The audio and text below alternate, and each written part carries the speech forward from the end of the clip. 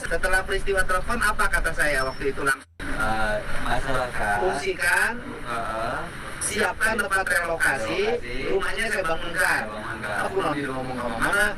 Ada itu orang Pak Ono, di warangnya itu. Aduh, kaitan orang mah. Yang warga mereka kumaha nanya. Ada itu pas satu kampungin gitu. Satu kampung. Ya, kalau satu kampung berarti saya bangunkan tempat baru, satu kampung direlokasi, rumahnya sama, desainnya sama, ya kan? Kemudian itu menggunakan tanah PTPN, ya kan?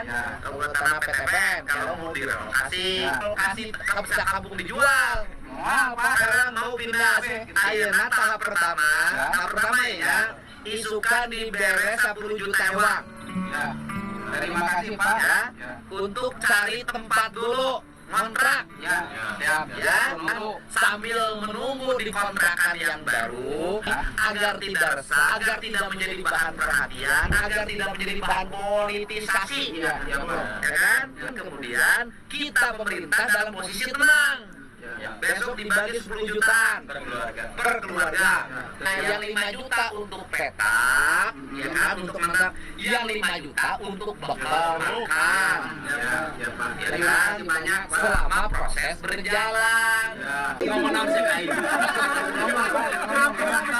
Ya, warganya dikasih 10 jutaan, Pak Kadesnya untuk operasional 20 juta. Beres?